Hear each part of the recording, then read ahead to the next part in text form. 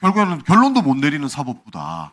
그러니까 박상현 검사의 녹취 이야기가 안 할 수가 없는 겁니다. 이 부분 다시 한번 듣고 보겠습니다. 박상현 검사 녹취 한번 들려주세요.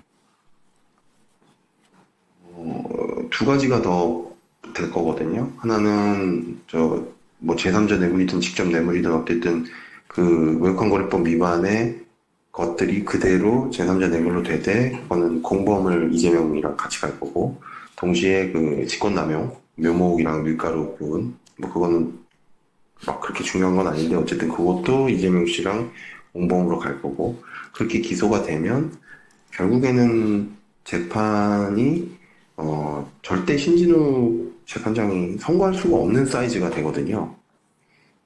그게 그렇게 되면 좀 지나면 이부지사는 아마 나갈 겁니다. 저희 뭐 네, 됐습니다.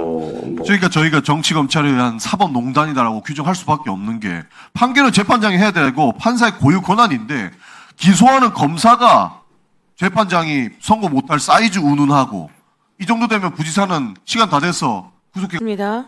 다음은 전영기 위원님 질의해 주십시오. 예, 기우종 증인. 예. 부주한 증인도 같이 좀 들어주시길 바라겠습니다. 4월 7일 청문회에서 기소하지 않는 부분은 판단할 수 없는 것이고 기소되어도 증거가 없으면 유죄로 인정될 수 없다. 그러니까 검찰이 공소장 엉망으로 쓰면 실제로 무죄 내릴 수밖에 없는 그런 상황 만들어진 거 맞습니까? 뭐 공소장 엉망인 걸 떠나서 증거가 없으면 예. 유죄를 할 수는 없습니다. 그 A의 범죄를 저질렀는데 B의 범죄로 기소하면, 비해 범죄 증거가 있느냐 없느냐에 따라서 판단을 해야 돼요. 예. 그 재판부는 검사가 기소한 것에 대해서 판단한다는 불고불리의 원칙대로 수용하게 돼 있다라는 그렇습니다. 말씀이시죠? 예. 지난번에 한번 다시 한번 말씀드리겠습니다. 그 50억 클럽 기소 건 한번 띄워주세요.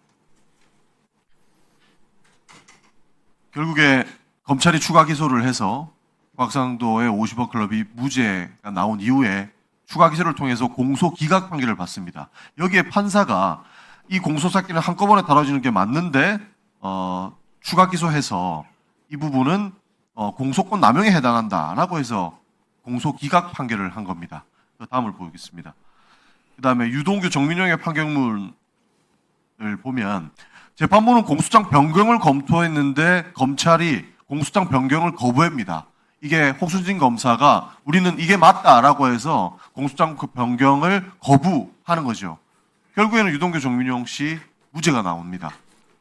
이 밖에도 검찰이 본인들이 할 수 있는 기소권을 가지고 사실상 공소장을 엉망으로 쓰거나 공소장 경고를 법원으로부터 받았음에도 불구하고 행하지 않아서 이렇게 무죄 박아주거나 공소 기각을 받는 것, 이렇게 되면은 법원에서는 할 수 있는 게 없어지는 거 아닙니까?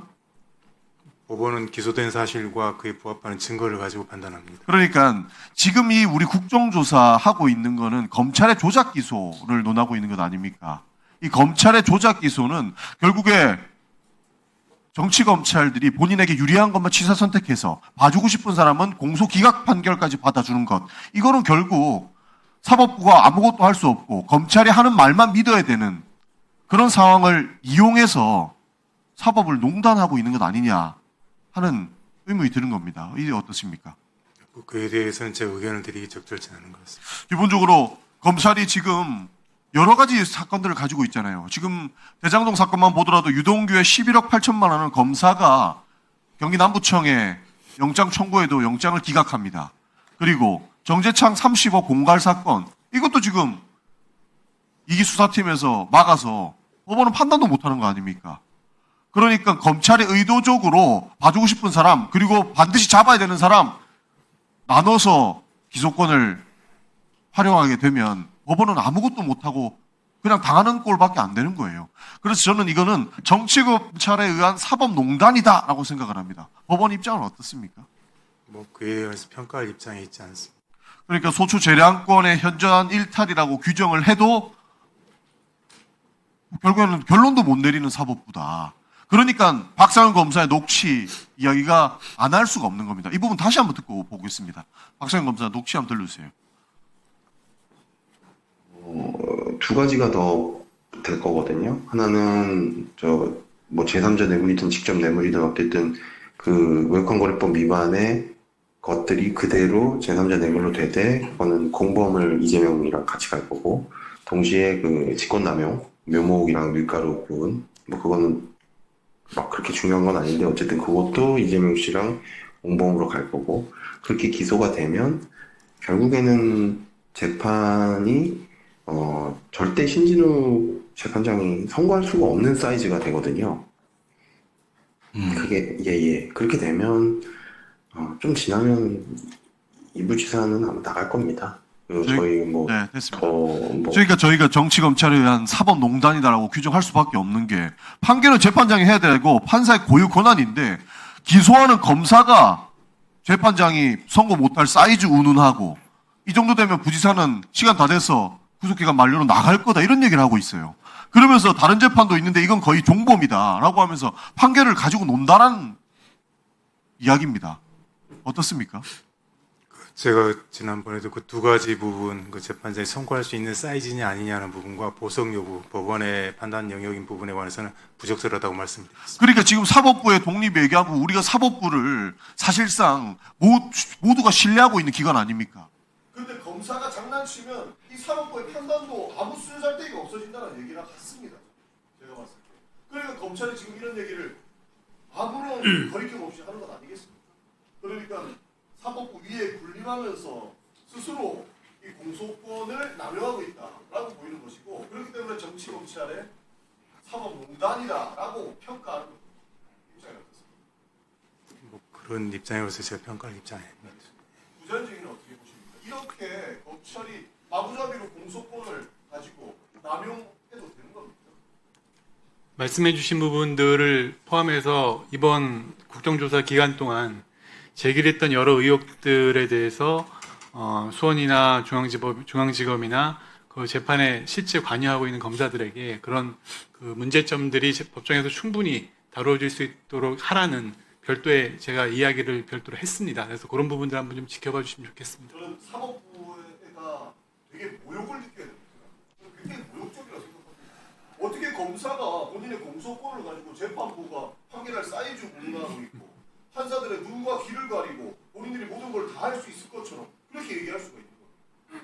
이 부분은 정성호 장관님, 이 부분은 그냥 넘어가서는 안 되는 부분입니다. 예, 맞습니다. 일단 검찰권을 남용하고 자의적으로 행사해갖고서 어떤 사람한테는 표적 수사를 해갖고 자백을 유도하고 양형을 갖다 거래한다든가 이런 행태가 보인다는 것은 뭐 있어서는 안 된 일이고요.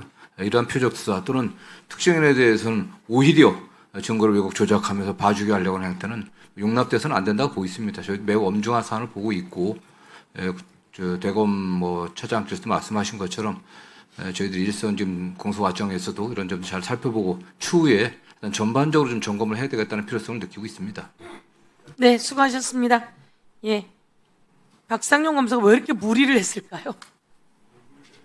제가 보기에는 아까 박성준 의원님 말씀처럼 매일 11 보고를 했고 그 11 보고가 용산 대통령실까지 갔고 그게 다시 하명으로 내려오면서 일선의 검사들이 아주 무리를 하고 긴장해서 전화를 하고 이러고 이 녹취가 녹음이 되고 그리고 세상에 드러났다 이렇게 볼 수 있을 것 같습니다.